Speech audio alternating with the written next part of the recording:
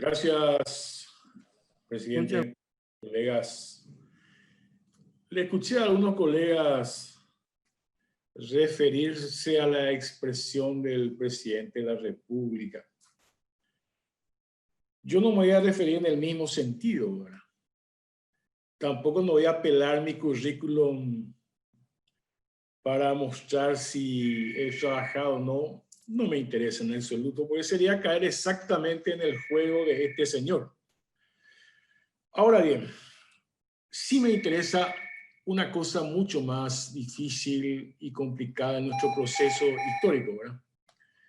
Porque existió y existe, sin lugar a dudas, una concepción ideológica que está agazapada detrás de ciertos nacionalismos dominantes que concibe los derechos de las personas. Cuando digo derechos de las personas me refiero a los que reclaman sus derechos, que conciben los derechos de las personas a partir de una determinada condición humana.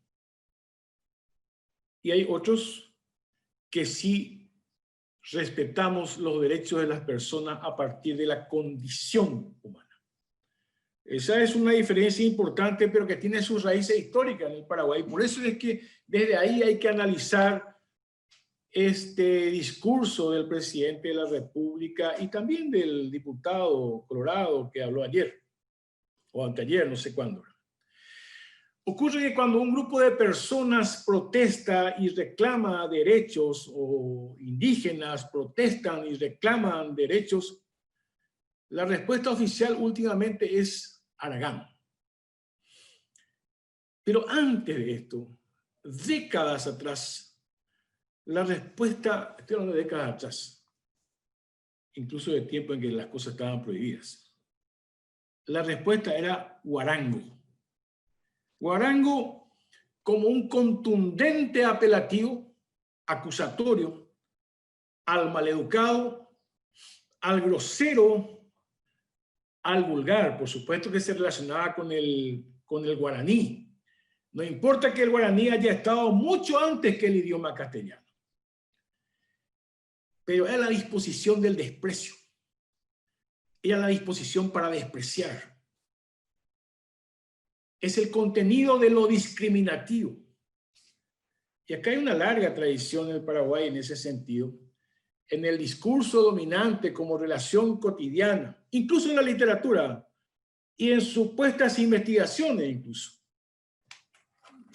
No sé, podemos citar, hay cosas importantes en esto que voy a decir y hay cosas polémicas, por ejemplo, incluso en la propia denominación de la obra de Manuel Domínguez, del alma de la raza,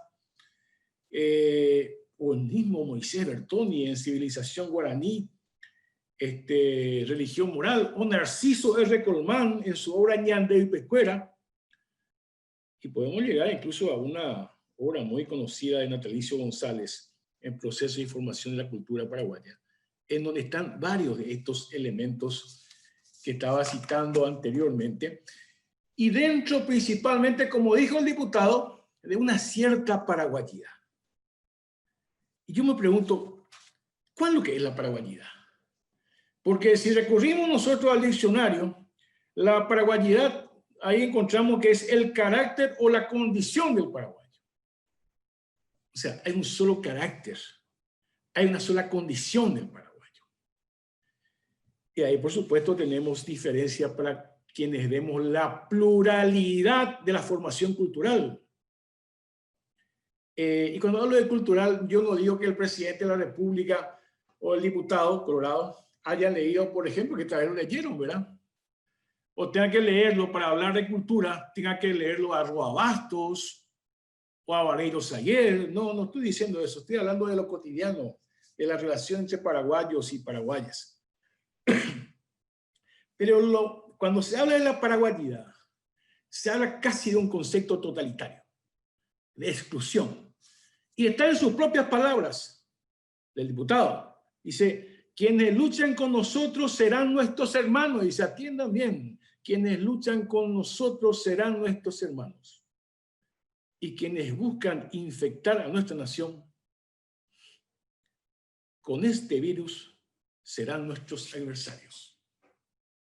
Ese discurso, un nacionalismo absurdo y violento al mismo tiempo, viene desde décadas atrás. Se consolidó el discurso en la época de la dictadura de Stroessner. Entonces,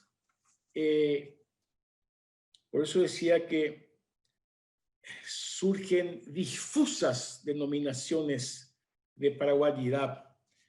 Pero al mismo tiempo, notablemente, cuando les conviene, dicen nuestros campesinos, nuestros indígenas.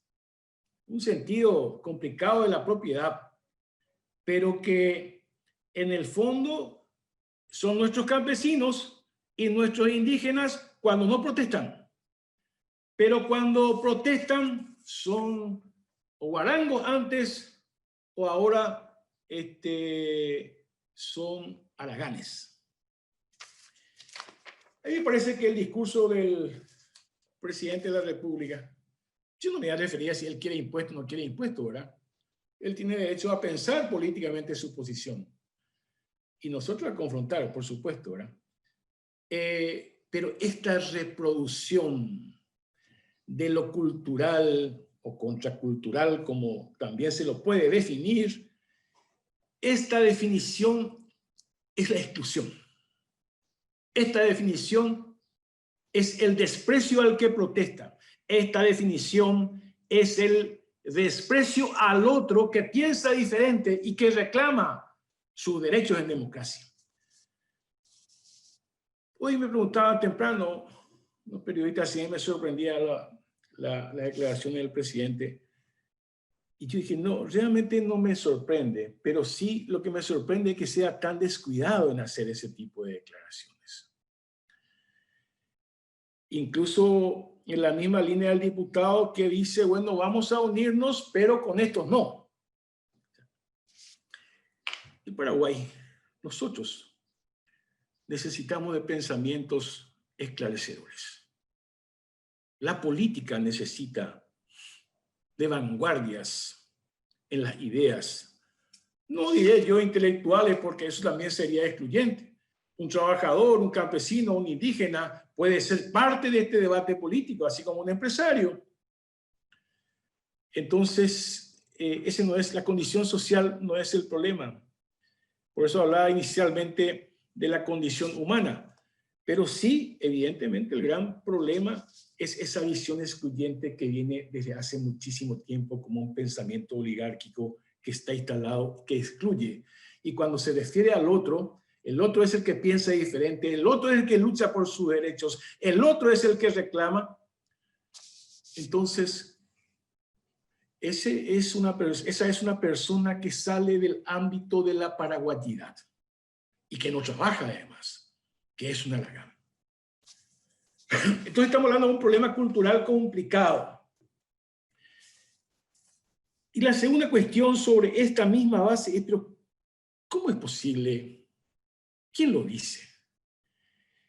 Cuando Mario Aldo, seguramente y por su familia, tiene la riqueza de la herencia de la dictadura. Cuando él era menor, seguramente su familia se benefició con millones de dólares por unas tierras malavidas que está también en el informe de Verdad y Justicia. Sería interesante, señor presidente, que usted haga un esfuerzo de elevar su nivel de debate. No digo que sea un intelectual, pues yo tampoco lo soy, pero que eleve su nivel de debate y, por ejemplo, nos diga su opinión sobre la impunidad de la transición en relación a los bienes y a las tierras malavidas en este proceso, usted en su condición de presidente de la República. Sería muy importante que el presidente de la República hable de estos temas. Yo sé que usted tiene la herencia de la dictadura. Yo sé que le cuesta. Evidentemente. Ya terminó, presidente, muchas gracias, ya terminó. Entonces, sepa usted, porque yo creo que lo sabe, pero no lo quiere asumir cuando habla de que seamos iguales no hay condiciones para la igualdad. Mientras miles de paraguayos en este momento están raspando la olla. Están raspando la olla. Una forma de decir de que no tienen para comer. Hay miles de paraguayos que apenas han accedido a un bajísimo nivel de educación. Ya no hablemos ni de la salud. Señor presidente, le digo señor de una manera respetuosa realmente, más allá de la condición de merecerlo o no. Y no merecerlo no por su falta de autocrítica, por su osadía de hablar en los términos en que dijo. Usted no es el primer trabajador del país. Usted se benefició con la herencia de la dictadura. Gracias, presidente.